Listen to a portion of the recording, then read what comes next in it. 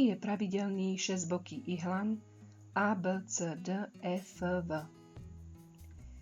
Na obrázku sú farebne vyznačené všetky trojuholníky, v ktorých môžeme pomocou Pythagorovej vety vypočítať neznámu stranu.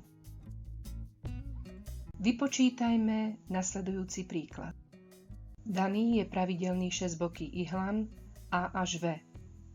Poznáme veľkosť hrany podstavy A sa rovná 8 cm a veľkosť výšky ihlana V sa rovná 10 cm.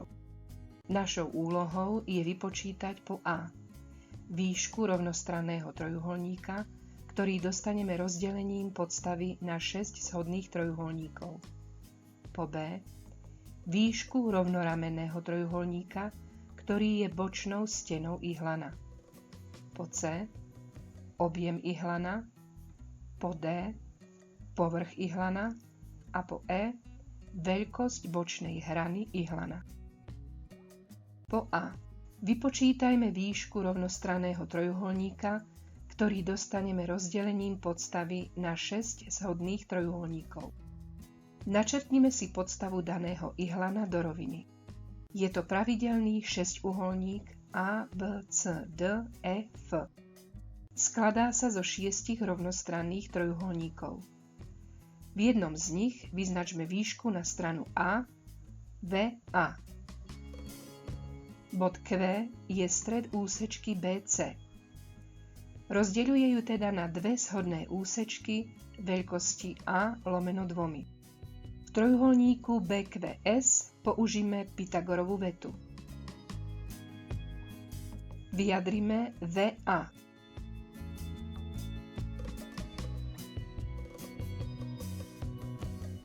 Za A dosaďme hodnotu 8 cm.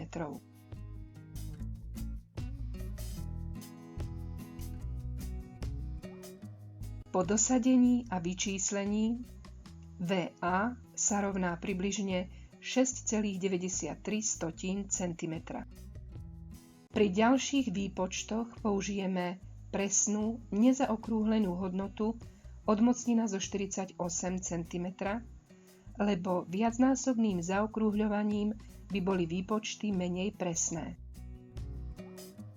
Po B vypočítajme výšku rovnoramenného trojuholníka, ktorý je bočnou stenou ihlana.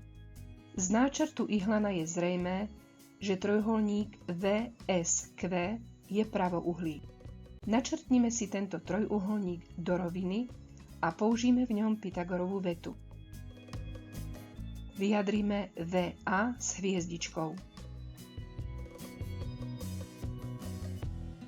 Do tohto vyjadrenia dosaďme danú hodnotu V a vypočítanú hodnotu VA. 48 na tomto mieste sme dostali ako odmocnina zo 48 to celé na druhu. Po dosadení a vyčíslení VA s hviezdičkou sa rovná približne 12,17 cm. Ak budeme túto hodnotu používať pri ďalších výpočtoch, opäť dosadíme presnú hodnotu odmocnina zo 148 cm. Po C objem ihlana vypočítame podľa vzťahu V sa rovná 1/3 krát obsah podstavy krát výška. Najprv vyjadrime obsah podstavy. SP sa rovná 6 krát obsah trojuholníka BCS, teda 6 krát A krát VA lomeno 2. Po vykrátení sa obsah podstavy rovná 3 krát A krát VA. Dosaďme toto vyjadrenie do vzorca pre objem.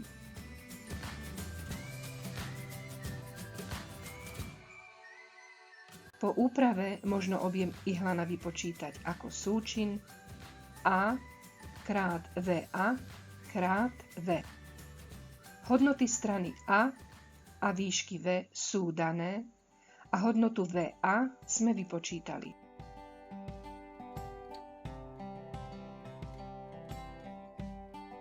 Po dosadení a vyčíslení objem ihlana sa rovná 554,26 cm3. Po D. Povrch ihlana vypočítame ako obsah jeho siete. Tá sa skladá z podstavy a plášťa. Povrch ihlana je teda súčet obsahu podstavy a obsahu plášťa. Vyjadrime obsah plášťa. Plášť ihlana tvoria všetky jeho bočné steny. Sú zhodné a majú tvar rovnoramenného trojuholníka. Obsah plášťa sa teda rovná 6 krát obsah trojuholníka BCV. To sa rovná 6 krát A krát VA s hviezdičkou lomeno 2. Po vykrátení obsah plášťa sa rovná 3 krát A krát VA s hviezdičkou. V predchádzajúcich úvahách sme už obsah podstavy vyjadrili v tvare súčinu 3 krát A krát VA. Dosaďme vyjadrenia obsahu podstavy a obsahu plášťa do vzorca pre výpočet povrchu ihlana. Po úprave povrch ihlana sa rovná 3A krát v zátvorke VA plus VA s hviezdičkou. Hodnota strany A je daná a hodnoty VA a VA s hviezdičkou sme vypočítali. Po dosadení a vyčíslení povrch ihlana sa približne rovná 458,25 cm². Po E vypočítajme veľkosť bočnej hrany ihlana S. Trojuholník ASV je pravouhlý. Načrtnime tento trojuholník do roviny a použijeme v ňom Pythagorovú vetu.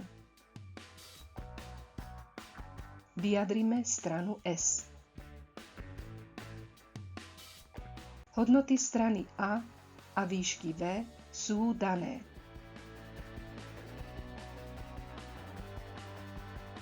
Po dosadení a vyčíslení veľkosť bočnej hrany ihlana S sa približne rovná 12,81 cm. Na záver si ešte ukážeme, že veľkosť bočnej hrany ihlana možno vypočítať aj iným spôsobom. Načrtnime bočnú stenu BCV do roviny. Trojuholník QCV je pravouhlý, pričom veľkosť strany QC je A lomeno 2. V ružovom trojuholníku QCV použijeme Pythagorovú vetu.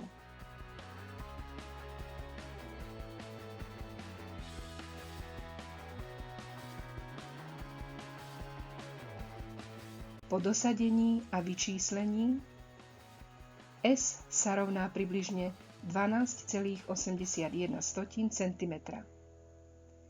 Je to rovnaká hodnota, ako sme dostali v predchádzajúcom výpočte z trojuholníka ASV.